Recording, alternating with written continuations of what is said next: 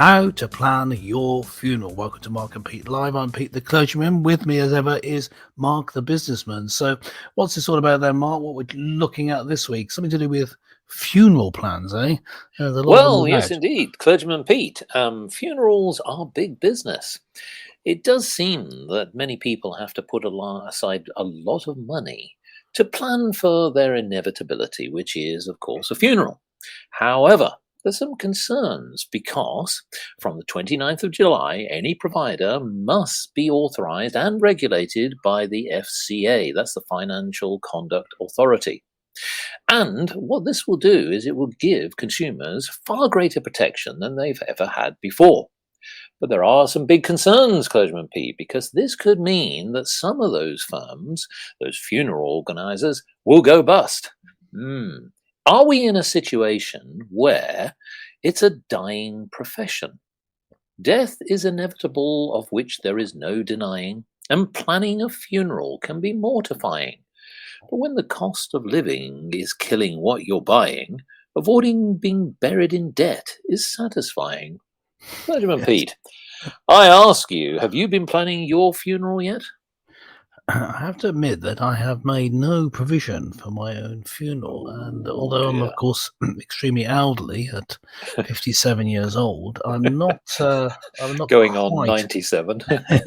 not quite ready to shuffle off this mortal coil yet. But I guess there is the idea, certainly in the funeral industry, that if you can have a package bought in advance, then you can get a better deal. Although, of course, what that does mean is that you're tied in to using that particular firm, which may not be appropriate in the quarter of a century later. Yes. Then you might actually die. So there's an interesting push, isn't there? A real strong push. I've observed lots and lots of adverts out for funeral plans. This is where Correct. you, in advance, pay for Yes. things like the casket, the cars, and the clergyman who's going to take the funeral. It's all paid for in advance, which it seems like a good idea, but as I say, it is tying people in when they may not need to be.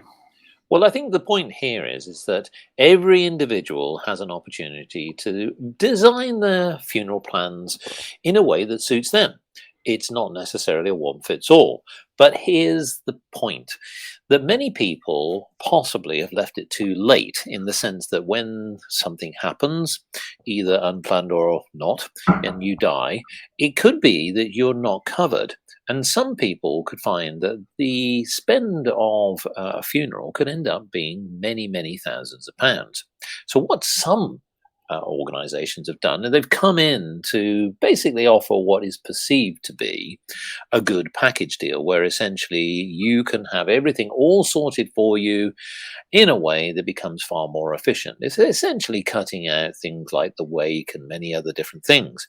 But the regulators believe that the consumer should be protected. If some of these businesses do go bust, it could mean that some of those people who've invested a lot of money may not get their money back. Now, Clergyman Pete, I do ask you, and I just wanted to just double check in terms of what sort of costs and values that people are actually spending. So what do you think, just in the UK alone? I mean, obviously there are different type of costs in America and in Europe and other places, but let's take the UK. What is the average plan for a funeral? Well, I mean, as a clergyman, of course, I operate from the other end of this, in that a proportion gets paid to the church, and not to me personally. I have to say I don't get any money out of it, but it depends. If it's just in a crematorium, it's about £200. It can be up to £400 with a service in church, etc. as well. So you've already got that in it. But I would say a funeral is going to cost, say, 5,000 or 6,000. Well, it's not far off. It's actually the average plan is around £4,000. Right. Now, how many funeral plans, just the funeral plans, are taken out every year?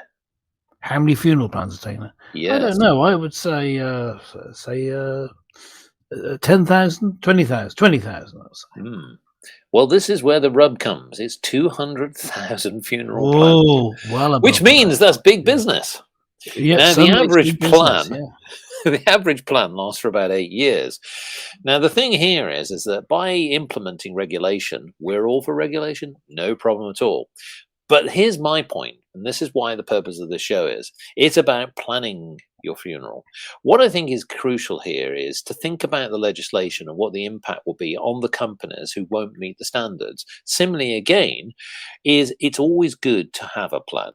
Now, what do? You have to decide what you want.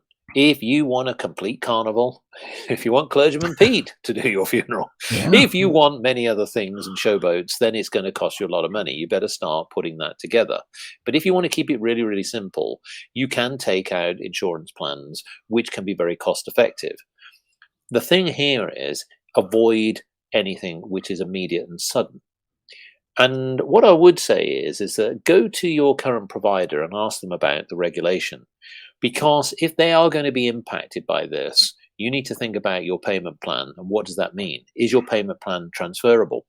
Is it something that actually does still meet your needs? Because let's be honest, as we get older, our thoughts change. So I would want to ask you, Clergyman Pete, it's an emotional time. So I want to ask about not just the financial side, because it tends to be a little bit too sort of clinical and mercenary. Let's talk about the emotional side. What do you think that people should be thinking about in terms of planning a funeral?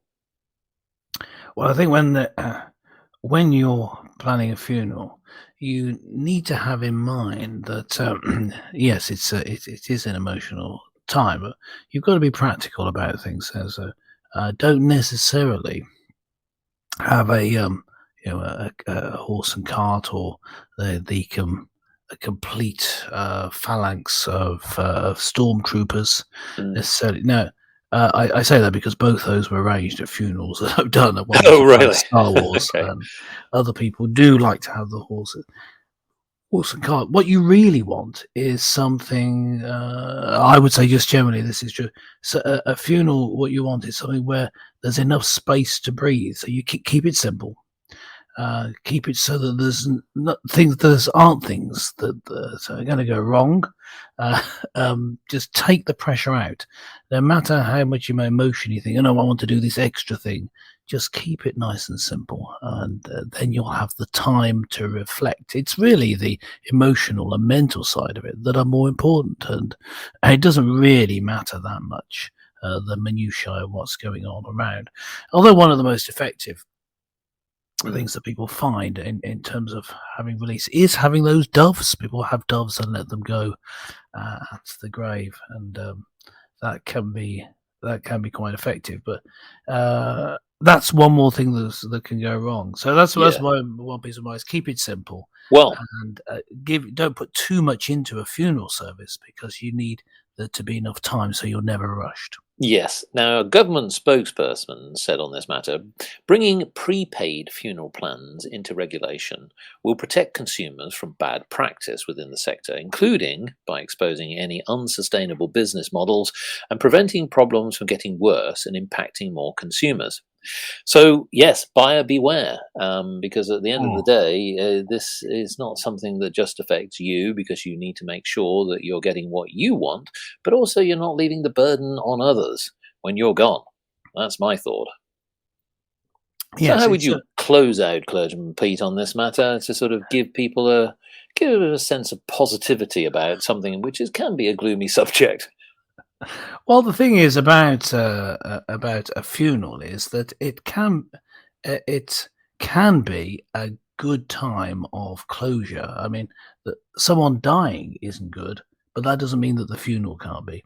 And a funeral can be good in that it's a time of release. If it's a time when you can allow people to cry, but also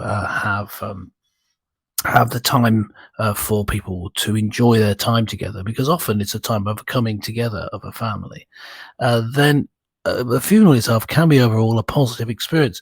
And the time and time again, I get letters, people contacting me after the event and say how much they enjoyed a funeral. Yes. So it's one of those things. You think it's going to be terrible, but for most clergy, in fact, it's one of the most rewarding parts of their job. But it's time to say goodbye. See you next time.